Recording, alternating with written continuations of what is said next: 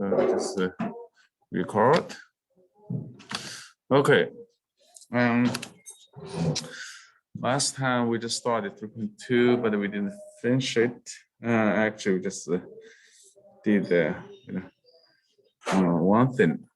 We try to solve the population or a logistic equation.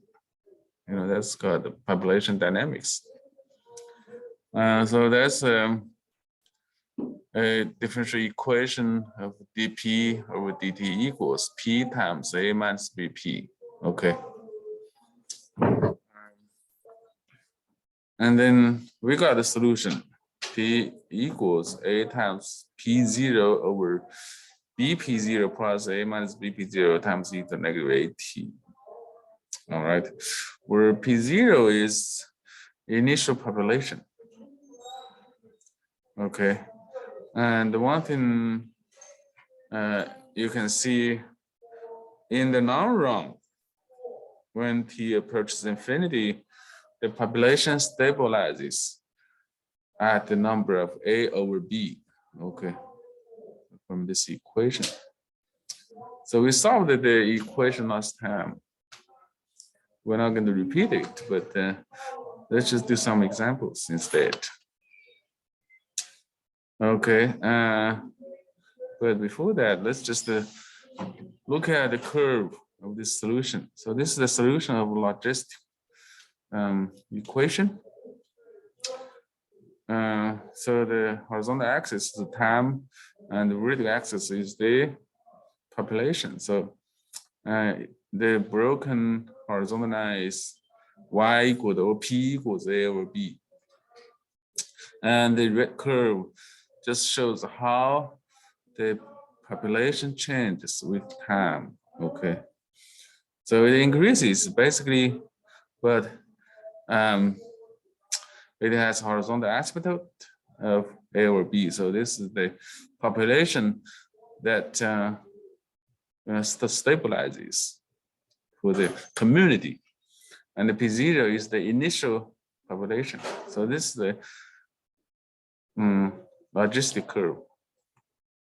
It tells you how the population changes in a community when there's a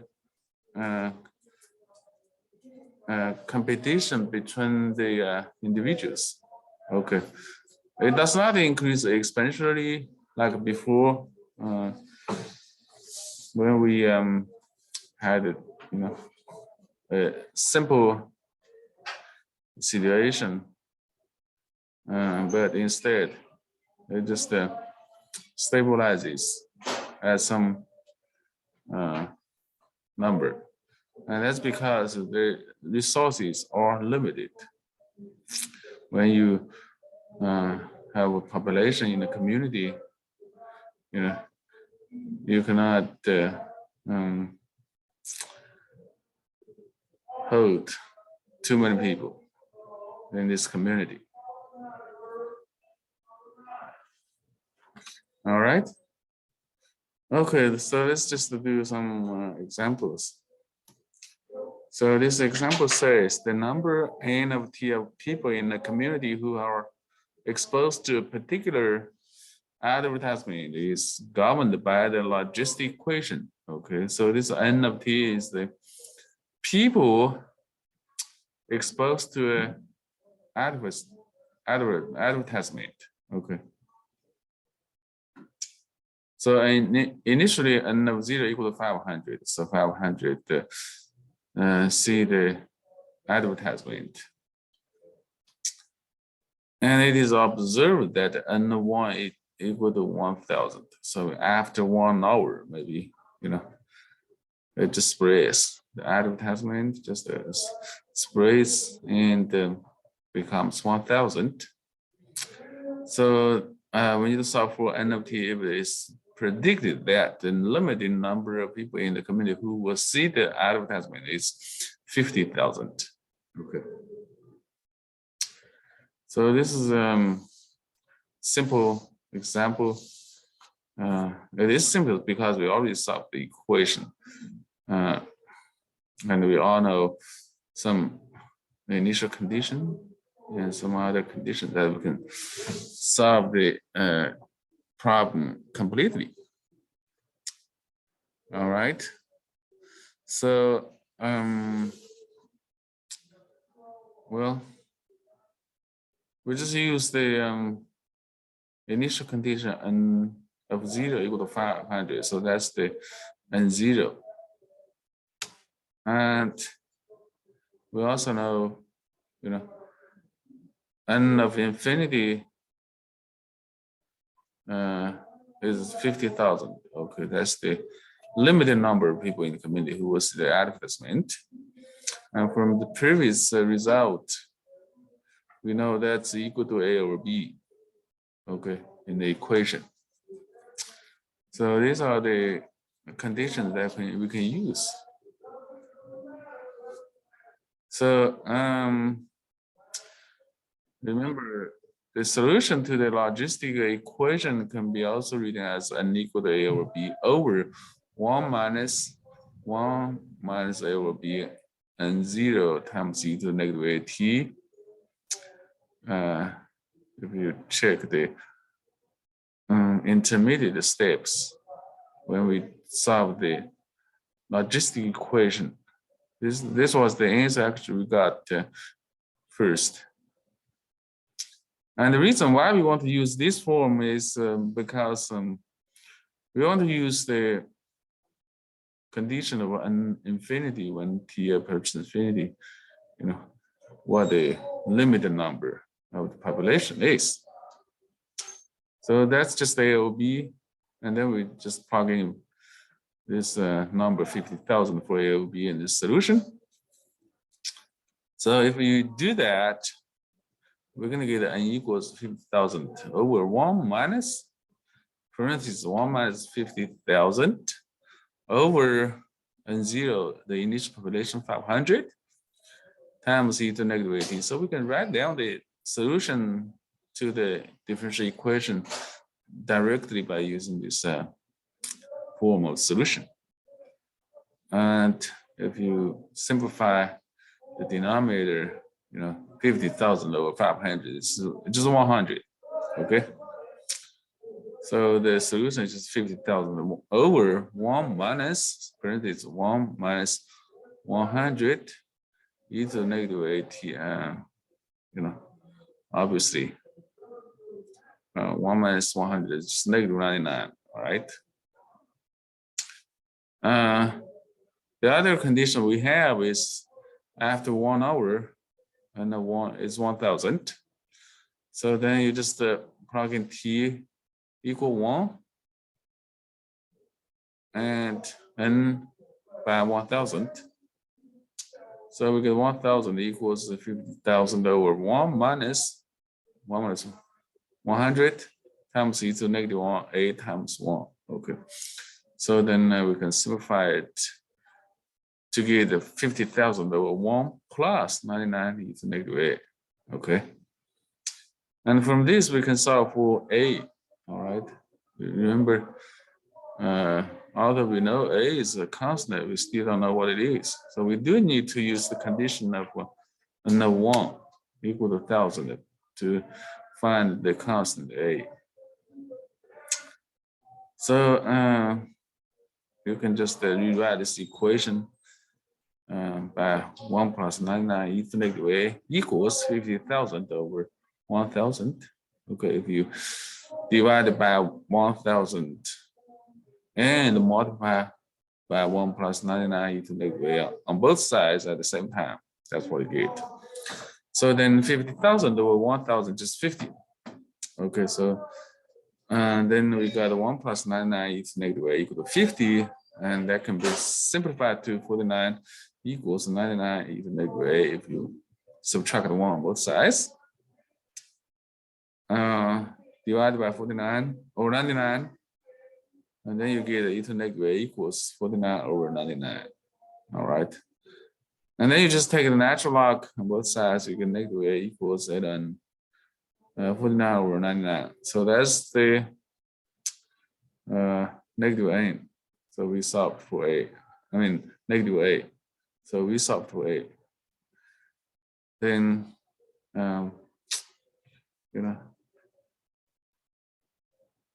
we just solve for NT now. Okay, write down and so NT or N just 5,000 over 1 plus 99 e to negative AT. But we already know, negative A is ln 49 over 99. So just replace negative A by that.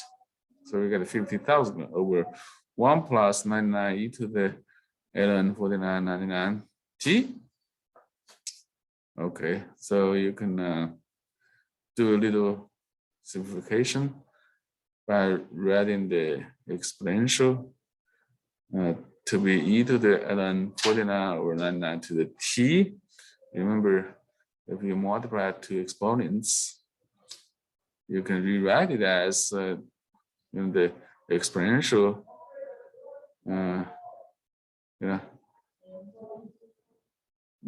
of e to the ln 49 99 to the tth power. That's the property of exponentials. Okay, if you remember that. Okay, but then e to the ln 49 over 99, just 49 over 99.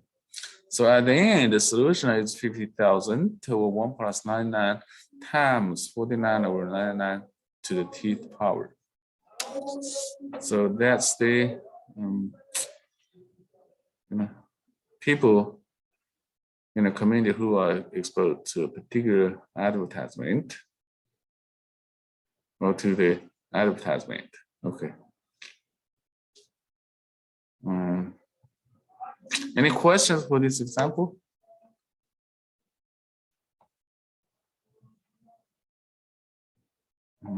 No question. Let's just talk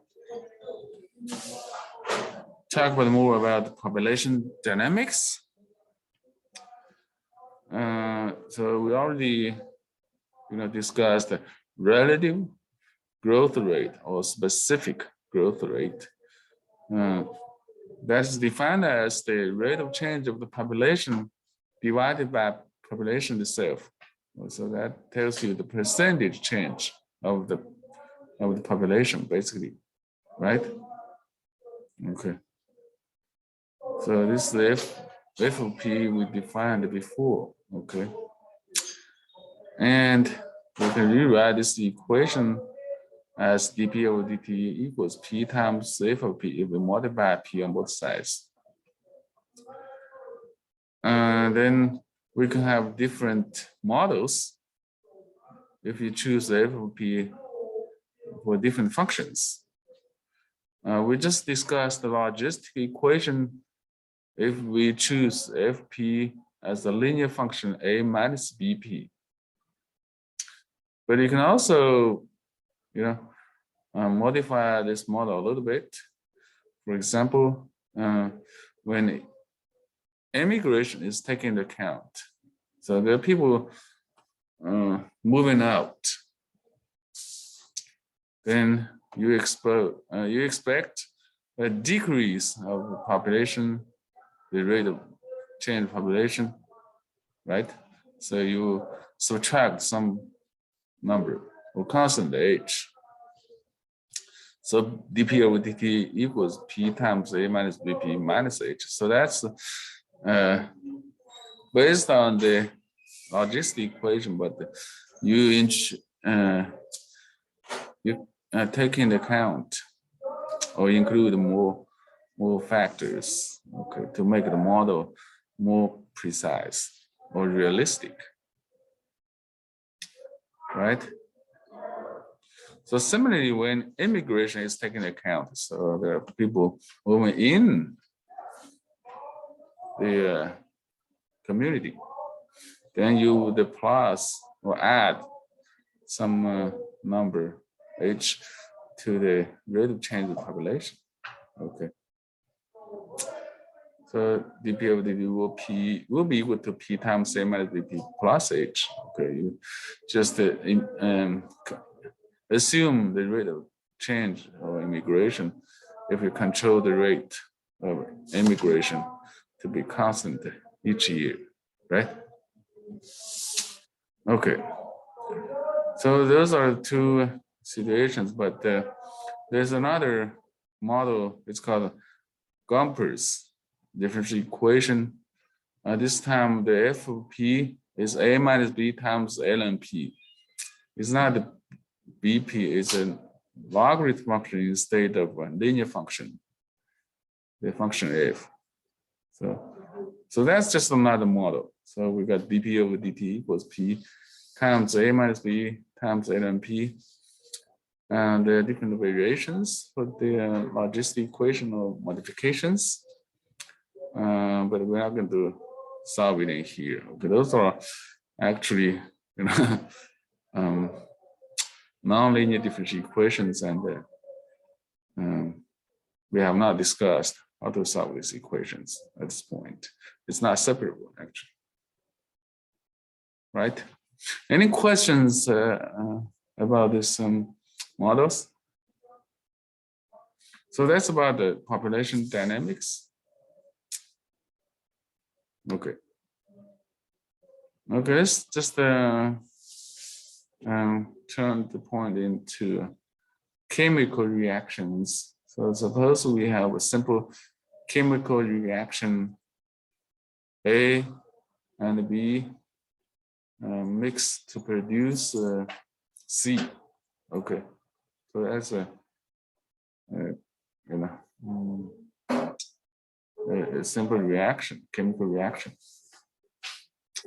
So you can imagine A and B are elements, for example, and C is a compound, if you want.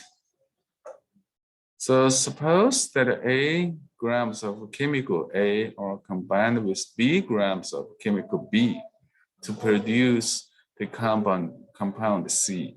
Okay. So this tells you the components of the compound C. If there are m parts of A and n parts of B formed in the compound, all right. Okay. So, and X of D is the number of grams of chemical C formed. Okay, remember. So the small a and the small b are initial quantity of chemical A and chemical B, actually. M and N are actually the components of A and B in the compound C. Okay, if I didn't say it right before, that just to make it clear. So M and N just like a formula for the the compound or something. And X of T is the number of grams of chemical C formed. Okay, so that's the actual quantity of C at any moment.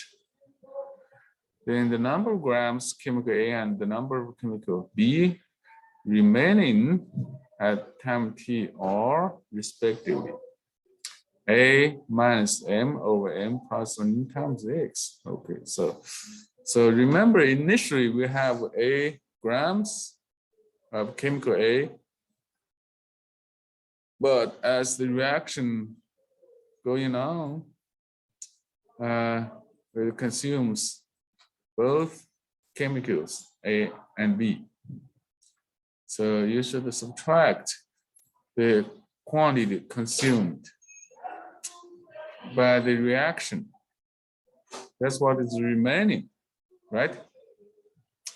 So then how much is consumed in the reaction? Remember, X is the number of grams C formed. Okay, so in this chemical or compound C, how much is from A? That's the part from A. So M part is from A and M product is from B. So then if you have X grams of C, then you just multiply the percentage of A in this compound, which is M over M plus N.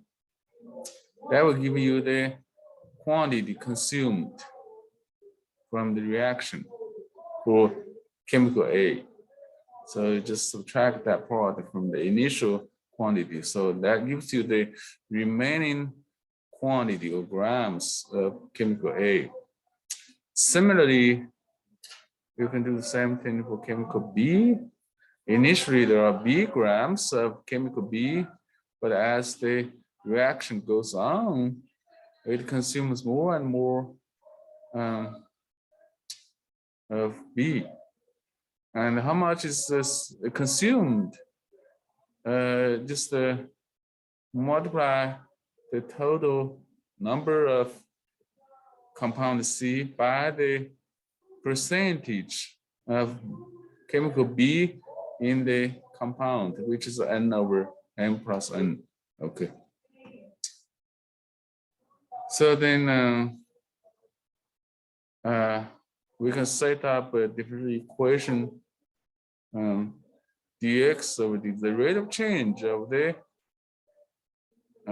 compound C. Okay. So the reaction is going on still. So the rate of change of the amount of compound C is proportional to the product of the chemical A and chemical B remained. All right. I think we talked about this before. You know, there are more chemicals A or more chemical B, then there'll be more compound C formed. Okay.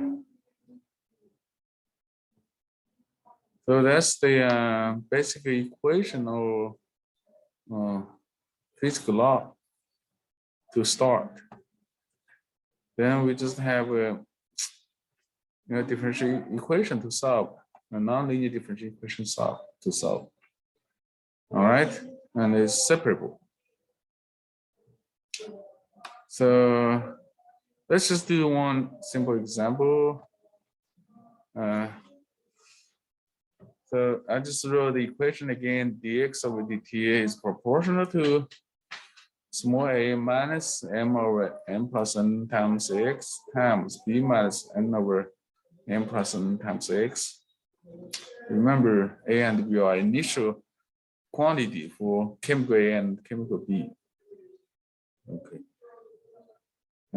So let's just do one example. Okay. So a compound C is formed when two chemicals A and B are combined. All right. We're talking about the same situation. The resulting reaction between the two chemicals is such that for each gram of A, 4 grams of B is used. So what it means in here is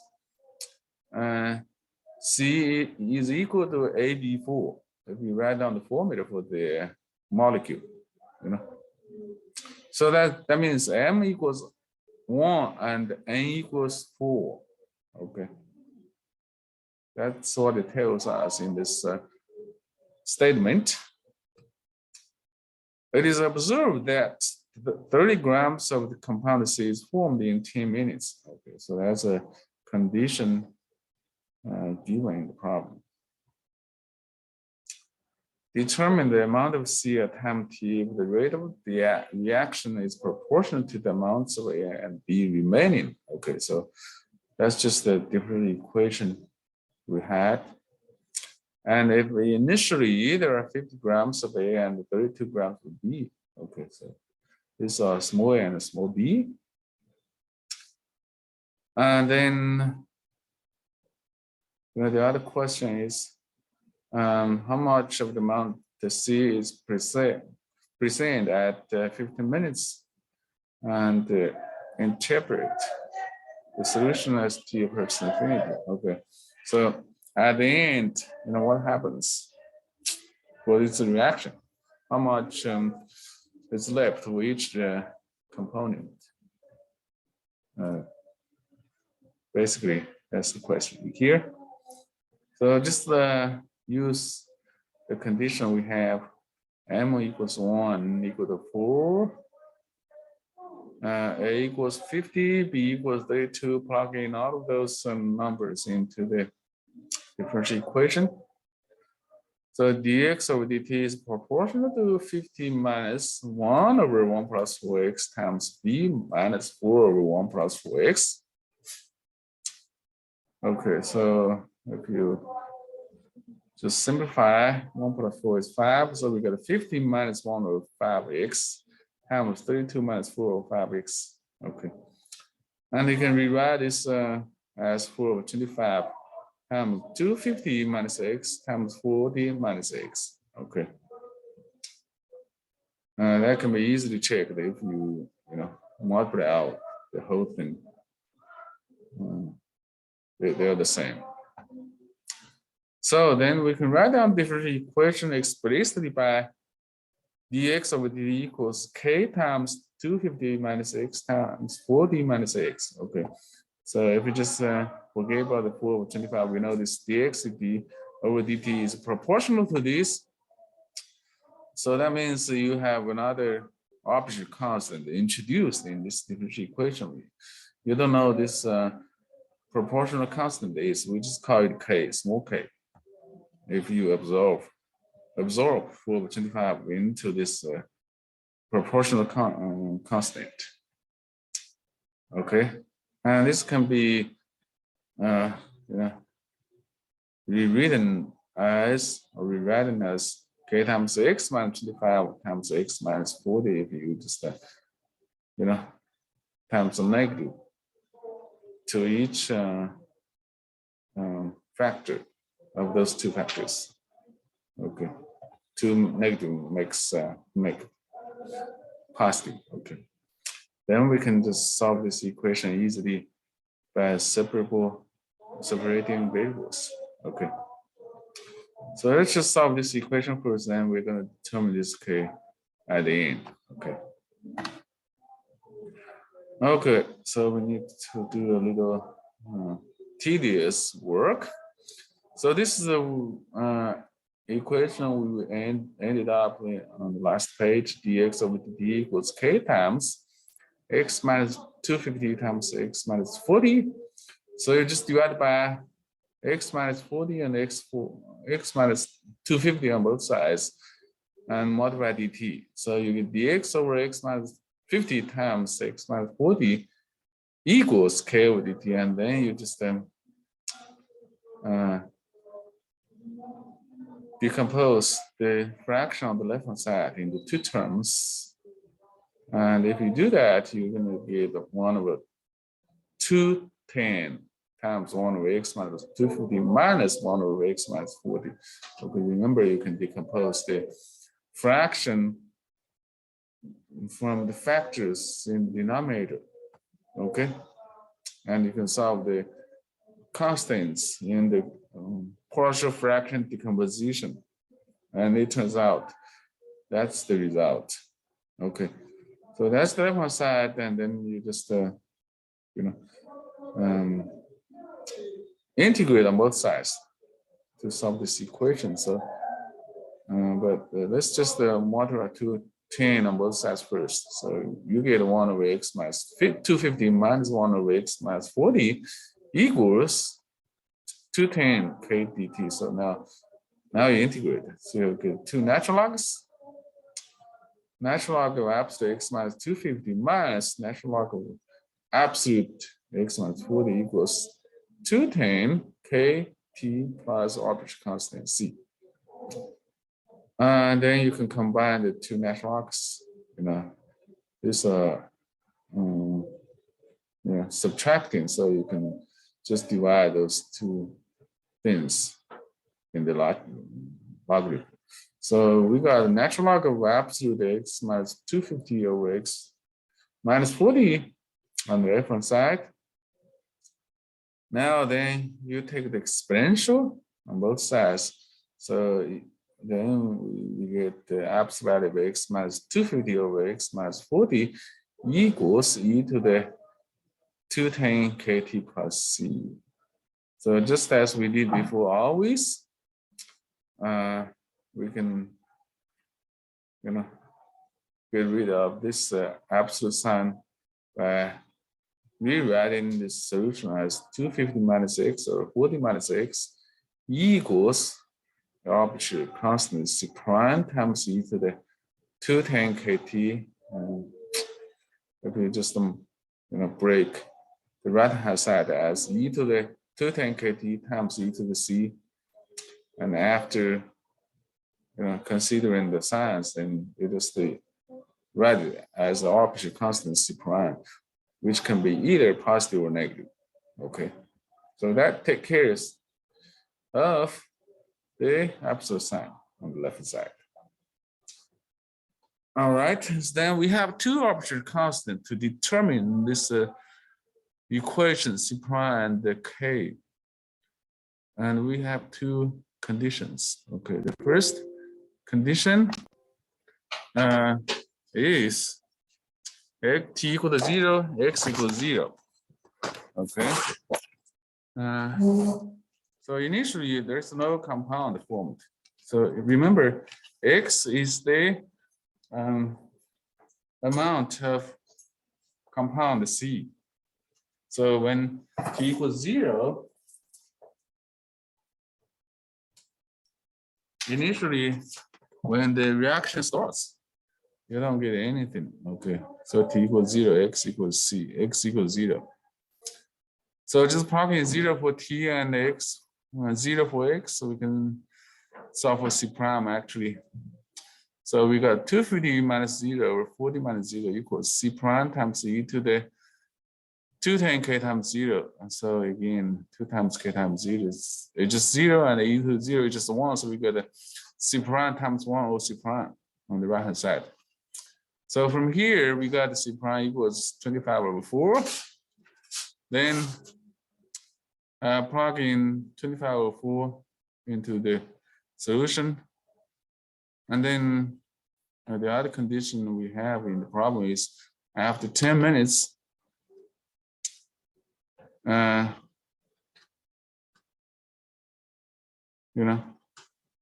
grams of the compound C is formed. So T equal to 10 and X equal to 30. So that's the other condition we have. And plug those into the solution. All right. So I have replaced this C prime by 25 over 4 in here. So then we got 250 minus 30 over 40 minus 30 equals 25 over 4 times e to the 210k times 10. Okay. So simplify a little bit. On the left hand side, we got 210 over 220 over 10. I'm sorry. And on the right hand side, we got 25 over 4 e to the 2100k. Okay, so from here, from this equation, we can solve for k. So just do a little simplification. We got 88 over 25 equals e to the 2100k, and take the natural log on both sides and divide by 2100. We solve for k to get natural log of 88 over 25 over 2100. So this is the solution to the differential equation, the initial value problem. So we solved C prime and K, both of them. Okay, so then the solution to the initial value problem is 250 minus x over 40 minus x, okay, equals C prime with 25 over 4, e to the 210 kt, k is and then 88 over 25 times 2100. Okay, so you can simplify the right hand side exponent to get 88 over 25 over 10t. Okay, so that's approximately equal to 0.1258. if you just use a calculator, to figure out ln 88 over 25 over 10. That's what I get. So this is the solution for the initial value problem, but let's just try to rewrite this solution explicitly. So we want to solve for x from this equation. Okay. So what we do is just multiply 40 minus x on both sides. And then that becomes 250 minus x equals 40 minus x times 25 over 4 e to the 0.1258 t. Okay, if you just distribute the exponential and the 25 over 4, you're going to get 250 e to the 0.1258 t minus x times 25 over 4 e to the 0.1258 t. And then you just move around the terms, and combine like terms. So put all terms of x on the left and the other things on the right. And then factor x on the left and then divide by the 25 over 4 e to the 0.1258 t minus 1 on both sides. So at the end, what you get is x equals 250 times e to the 0.1258 t minus 1 over 25 over 4 e to the 0.1258 t minus 1. And then you can actually, multiply 4 both on the top and the left to get everything to be, integers. All right. So then the last question is the second question. How much of the compound C present at 15 minutes? So you just plug in 15 for t to find the x. So if you do that, just plug in 15 for t in the solution of x in here, and using your calculator, what you get is 34.78 grams. After 15 minutes, you get about 34 grams of C, the compound. And the last question for the problem is interpret the solution as t approaches infinity, or interpret. I don't know how to say it, but plug in t for infinity and find the limit of x. So you can rewrite the solution by 1 minus e to negative 0.1258 t over 25 minus e minus 4 times e to negative 0.1258 t. If you divide by e to the 0.1258 t, both on top and at the bottom on each term. And the limit of this exponential e to negative 0.1258 t as t approaches infinity, just 0. Okay. So when you do that, so at the end, you're going to find the limit is 40 grams. So at the end, you're going to get the 40 grams of C, basically. Okay. So that's the end of this section, and we're done today. Let me just stop the recording.